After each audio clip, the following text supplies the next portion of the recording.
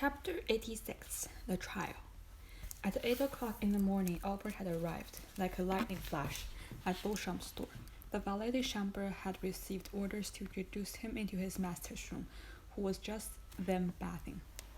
"Here I am," Albert said. "Well, my poor friend," replied Beauchamp, "I expected you."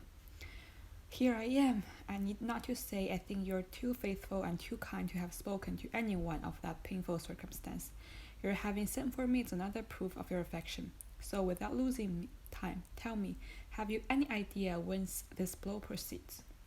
"I will say a couple of words about that immediately." Immediately. "Yes, but first tell me all the particulars of this shameful plot." Beauchamp proceeded to relate to the young man, overwhelmed with shame and grief, the following facts.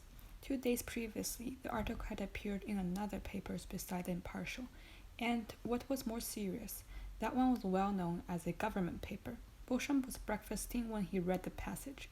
He sent immediately for a cabriolet and hastened to the publisher's office.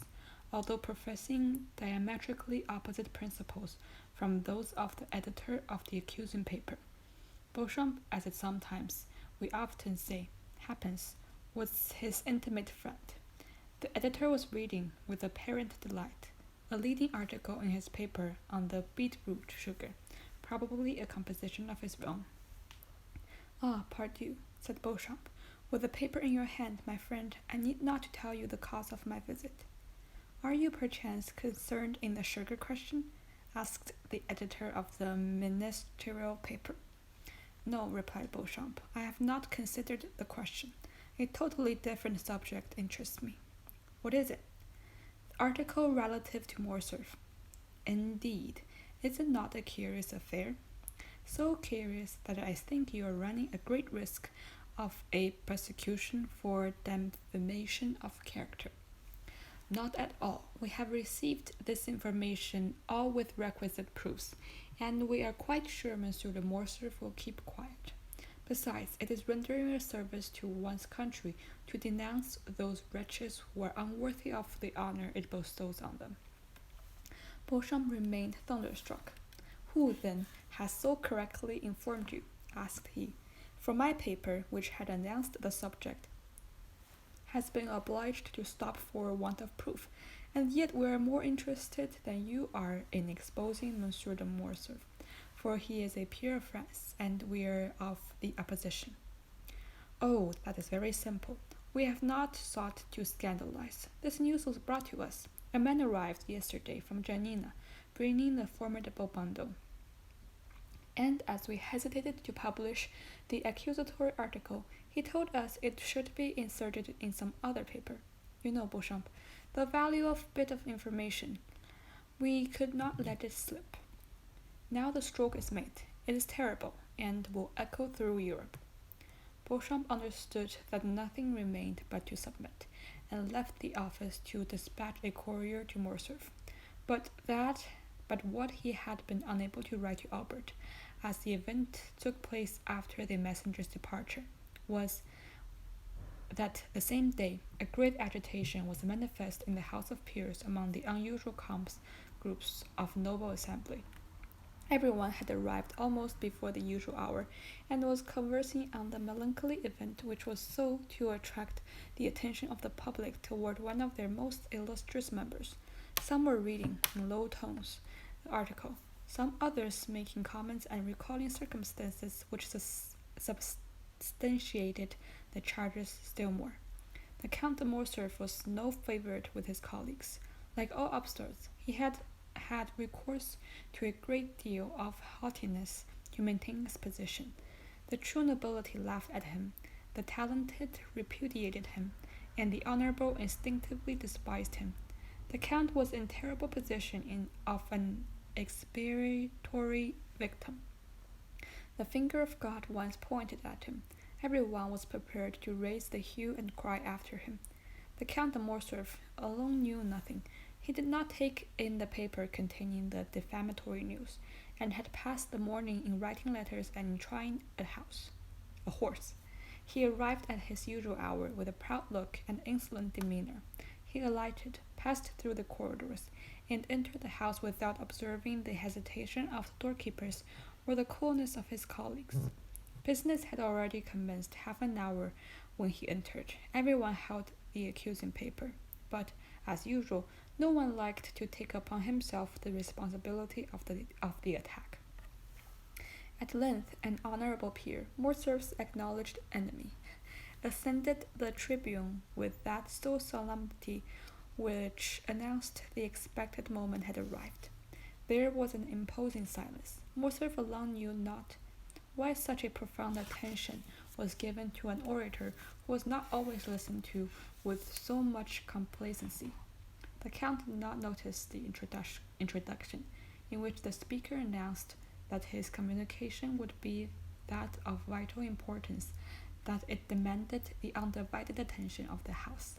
But at the words Janina and Colonel Fernand, he turned so awfully pale that every member shuddered and fixed his eyes upon him. Moral wounds have this peculiarity. They conceal themselves, but never close, always painful, always ready to bleed when touched. They remain fresh and open in the heart. The article having been read during this painful silence, it was only then disturbed by a universal shudder, and immediately restored when the orator resumes.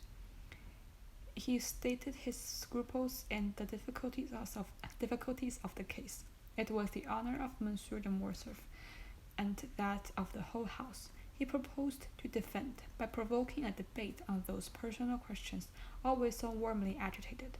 He concluded by calling for an examination, speedily enough to confound the calumnious report before it had time to spread, and to restore Monsieur de Morcerf to the position he had long held in public opinion. Morcerf was so completely overwhelmed by this enormous and unexpected calamity that he could scarcely stammer a few words as he looked around on the assembly. This timidity, which might proceed from an astonishment of innocence as well as the shame of guilt, conciliated somewhat in his behavior. For men who are truly generous are always ready to compassionate when the misfortune of their enemy surpasses the limits of their hatred. The president put the question to vote, and it was decided that the examination should take place. The Count was asked what time he required to prepare his defense. Morcerf's courage had revived when he found himself alive after this horrible blow. "My lords," answered he, "is it not by time that one repel attacks like that made on me by enemies unknown to me, and doubtless hidden in obscurity? It is immediately, and by a thunderbolt, I must repel the flash of lightning which, for a moment, startled me. Oh, that I could, instead of taking up this defense, shed my last drop of blood to prove to my noble colleagues that I am their equal in worth." These words made a favorable impression on behalf of the accused.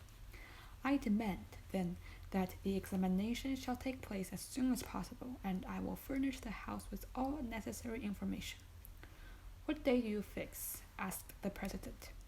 "Today I am at your service," replied the Count. The president rang the bell. "Does the House approve that the examination should take place today?" "Yes," was the unanimous answer. A committee of 12 members was chosen to examine the proofs brought forward by Morcerf. The examination would commence at 8 o'clock that evening in the committee room, and if it were necessary to postpone it, it would be resumed each evening at the same hour. Morcerf asked leave to retire. He had to collect the documents he had long been preparing against the storm, which his sagacity had foreseen.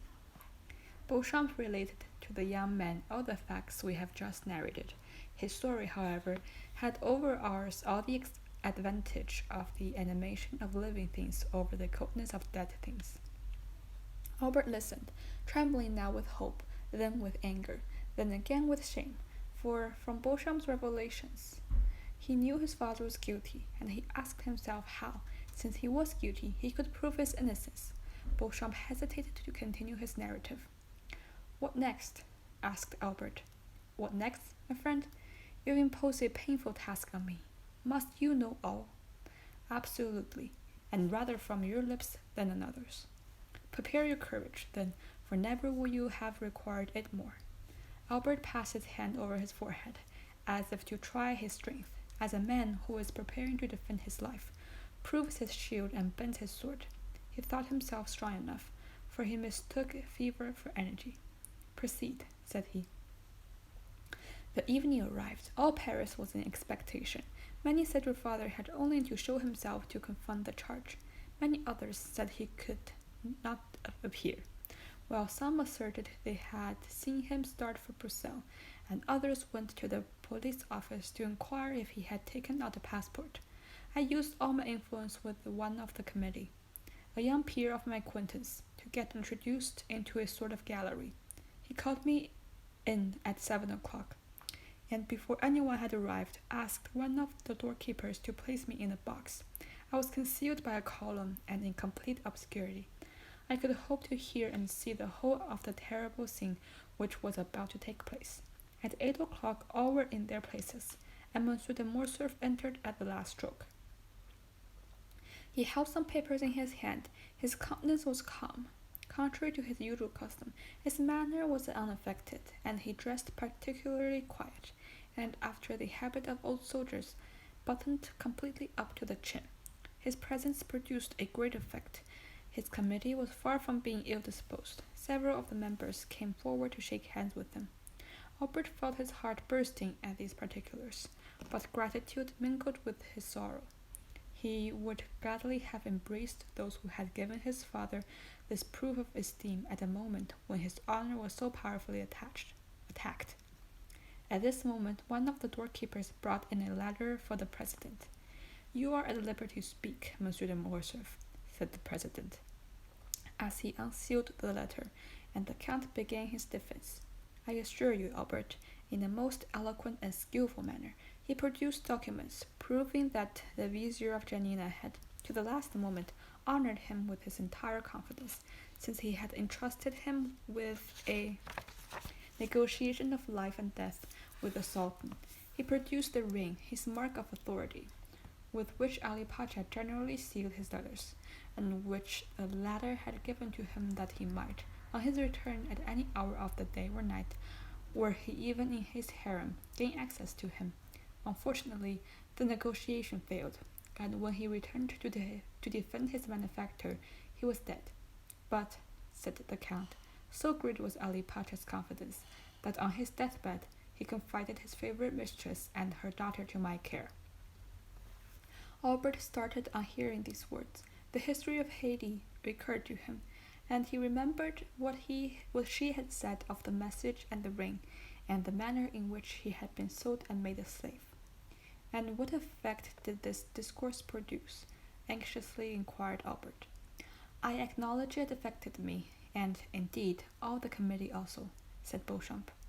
Meanwhile, the president carelessly opened the letter which had been brought to him, but the first lines aroused his attention. He read them again and again, fixing his eyes on Monsieur de Morcerf.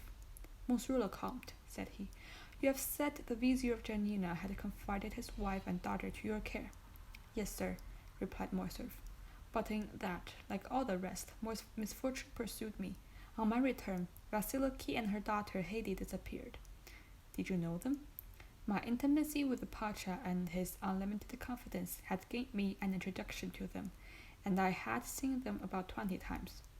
Have you any idea what has become of them? Yes, sir. I heard they have fallen victims to their sorrow, and perhaps to their poverty. I was not rich. My life was in constant danger. I could not seek them, to my great regret. The president frowned imperceptibly. Gentlemen, said he, you have heard Monsieur le Comte de Morcerf's defense. Can you, Monsieur le Comte, produce any witness to the truth of what you have asserted? Alas, no, sir, replied the count. All those who surrounded the vizier, or who knew me at his court, are either dead or scattered. Alone, I believe, of all my countrymen. I survived that dreadful war. I have only the letters of Ali Teboulen, which I have placed before you, the ring, a token of his goodwill, which is here, and lastly, the most convincing proof I can offer, namely, after an anonymous attack, the absence of all witnesses against my veracity and the purity of my military life. A murmur of approbation ran through the assembly, and at this moment, Albert, having nothing more transpired. Your father's cause had been gained. It only remained to put it to vote, when the president resumed. Gentlemen, and you, Monsieur le Comte, you will not be displeased, I resume, to listen to one who calls himself a very important witness, and who has just presented himself. He is doubtless come to prove the perfect innocence of our colleague. Here is a letter I have just received on the subject. Shall it be read or shall it be passed over? And shall we not regard this incident? Monsieur le Morcerf turned pale, and clenched his hands on the paper he held. The committee decided to hear the letter. The count was thoughtful and silent. The president read, Mr. President, I can furnish the committee of inquiry into the conduct of the Lieutenant General Count de Morcerf in Epirus and in Macedonia with the important particulars. The president paused, and the count turned pale. The president looked at his auditors interrogatively. Proceed, was heard on all sides. The president resumed. I was on the spot at death of Ali Pacha. I was present during his last moments. I knew what is become of Vasiliki and Haiti. I am at the command of this committee, and even claim the honor of being heard. I shall be in the lobby when this note is delivered to you. And who is this witness, or rather this enemy? Asked the count, in a tone in which there was a visible alternation. We shall know, sir, replied the president. It is the committee willing to hear this witness? Yes, yes, said they all at once. The doorkeeper was called. Is there anyone in the lobby? Said the president. Yes, sir. Who is it? A woman accompanied by a servant. Everyone looked at his neighbor. Introduce her, said the president. 5 minutes after, the doorkeeper again appeared. All eyes were fixed on the door. And I, said Beauchamp, shared the general expectations and anxiety. Behind the doorkeeper walked a woman enveloped in a large veil, which completely concealed her. It was evident from the figure which her veil betrayed and the perfumes she had about her that she was young and elegant, but that was all. The president requested her to throw aside her veil, and it was then seen she was dressed in the Grecian costume and was remarkably beautiful. Ah, said Albert, it was she. Who? Haiti. Who told you that? Alas, I guess it. But go on, Beauchamp. You see I am calm and strong, and yet we must be drawing near the disclosure. Monsieur de Morcerf, continued Beauchamp, looked at this woman with surprise and terror. Her lips were about to pass his sentence of life or death. To tell all the committee, the adventure was so extraordinary and curious that the interest they had felt for the count's safety became now quite a secondary matter. The president himself advanced to place a seat for the young lady, but she indicated that she would rather remain standing. As for the count, he had fallen on his chair. It was evident his legs refused to support him.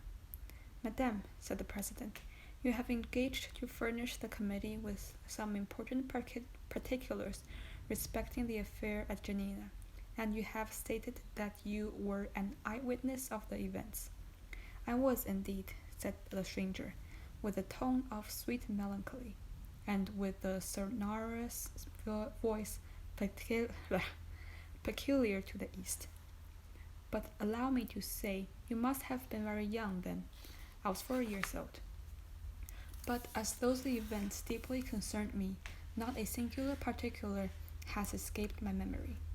In what manner could those events concern you, and who are you, that they should have made so deep an impression on you? On them depended my father's life, replied she.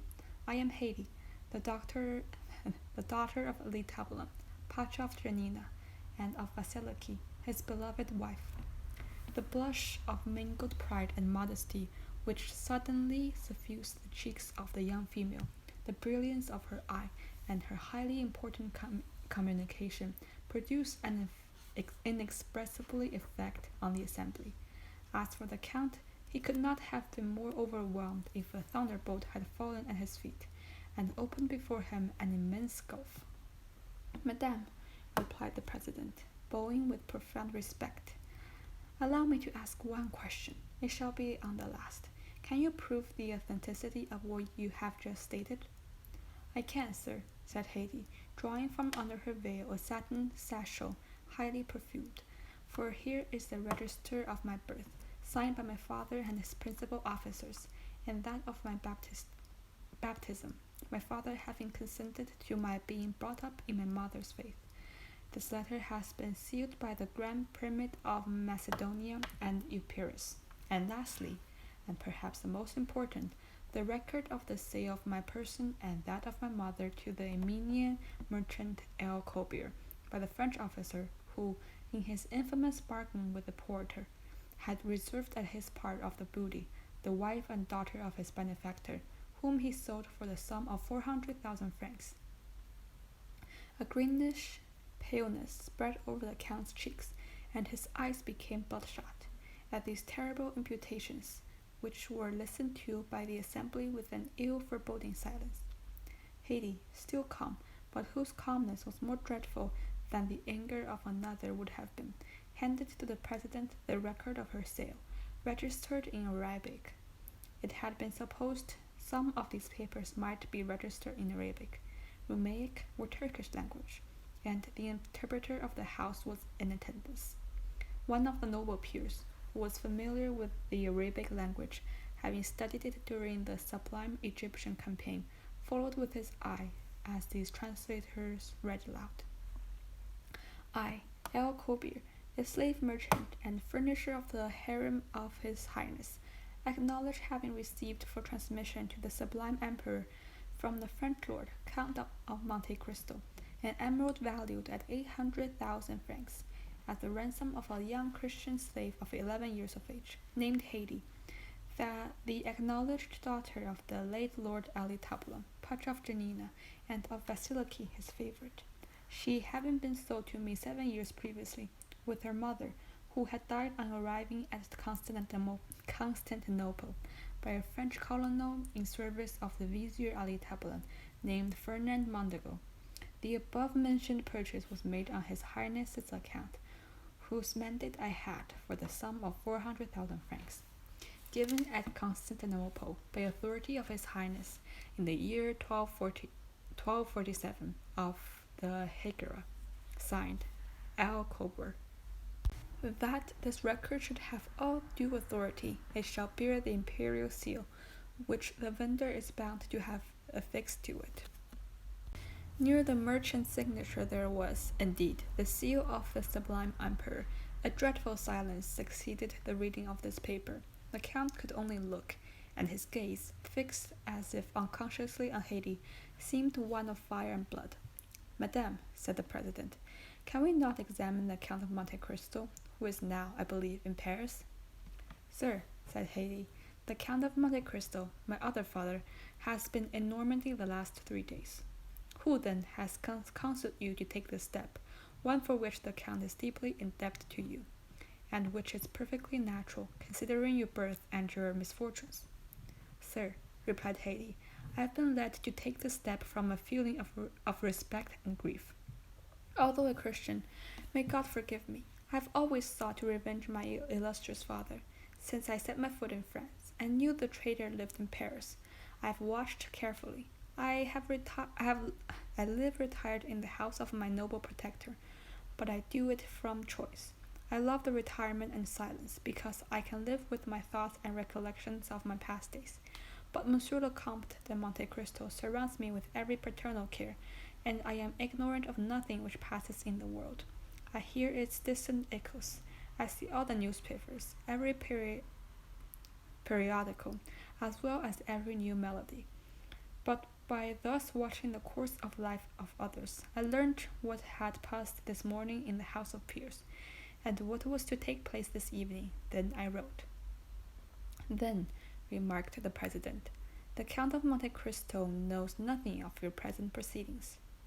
"He is quite unaware of them, and I have but one fear, which is, that he should disapprove of what I have done. But it is a glorious day for me," continued the young girl, raising her ardent gaze to heaven, "that on which I find at last an opportunity of avenging my father." The Count had not uttered one word the whole of this time. His colleagues looked at him, and doubtless pitied his blighted prospects, which sank under the perfumed breath of a woman. His misery was depicted by sinister lines on his countenance. Monsieur de Morcerf, said the president, do you recognize this lady as the daughter of Ali Tabulon, Pacha of Janina? No, said Morcerf, attempting to rise. It is a base plot, contrived by my enemies. Haydée, whose eyes had been fixed upon the door, as if expecting someone, turned hastily, and seeing the count standing, shrieked. You do not know me, said she. Well, I fortunately recognize you.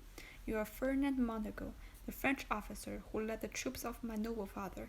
It is you who surrendered the castle of Janina. It is you who, sent by him to Constantinople to treat with the emperor for the life or death of your benefactor, brought back a false mandate, granting full pardon. It is you who, with that mandate, obtained the Patriot ring, which gave you authority over Selim, the firekeeper. It is you who stabbed Selim. It is you who sold us, my mother and me, to the merchant El Kober. Assassin, assassin, assassin. You have still on your brow your master's blood. Look, gentlemen, all. These words have been pronounced with such enthusiasm of truth that every eye was fixed on the count's forehead, and he himself passed his hand across it, as if he felt Ali's blood still moist upon it. You positively recognize Monsieur de Morcerf as the officer, Ferdinand Montague. Indeed I do, cried Haydée. Oh, my mother, it was you who told me. You were free, you had a beloved father, you were destined to be almost a queen. Look well at this man. It is he who raised your father's head on the point of a spear. It is he who sold us. It is he who forsook us. Look well at his right hand, on which he had a large wound. You forgot his features. You would know him by that hand, into which fell one by one the golden pieces of the merchant of Al Kober. I knew him. Ah, let him say now if he does not recognize me. Each word fell like a dagger on Morcerf, and deprived him of a portion of his energy, and she uttered the last. He hid hastily in his bosom his hand, which had indeed been mutilated by a wound, and fell back on his chair, overwhelmed by wretchedness and despair. This scene completely changed the opinion of the assembly respecting the accused count. Monsieur le Comte de Morcerf, said the president, do not allow yourself to be depressed. Answer. The justice of court is supreme and impartial as that of God. It will not suffer you to be trampled on by your enemies without giving you an opportunity of defending yourself. Shall further inquiries be made? Shall 2 members of the House be sent to Janina? Speak. Morcerf did not reply. Then all the members looked at each other with terror.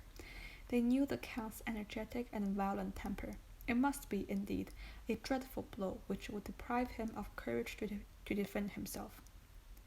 They expected the silence resembling a sleep, would be followed by an awakening like a thunderbolt.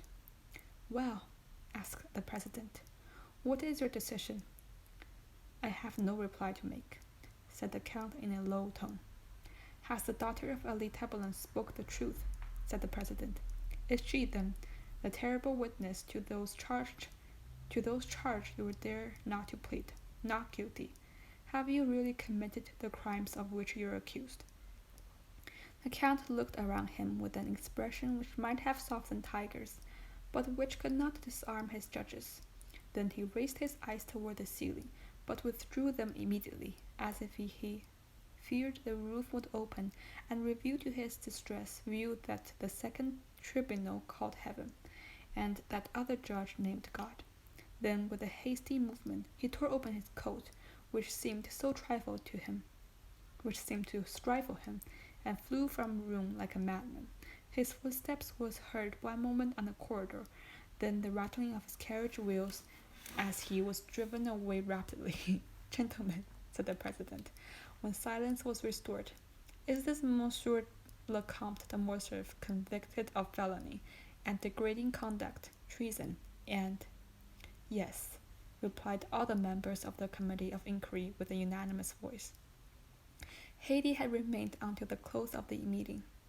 She heard the count's sentence pronounced without betraying an expression of joy or pity. Then, drawing her veil over her face, she bowed majestically to the councillors, and left with that dignified steps which Virgil attributes to his goddesses.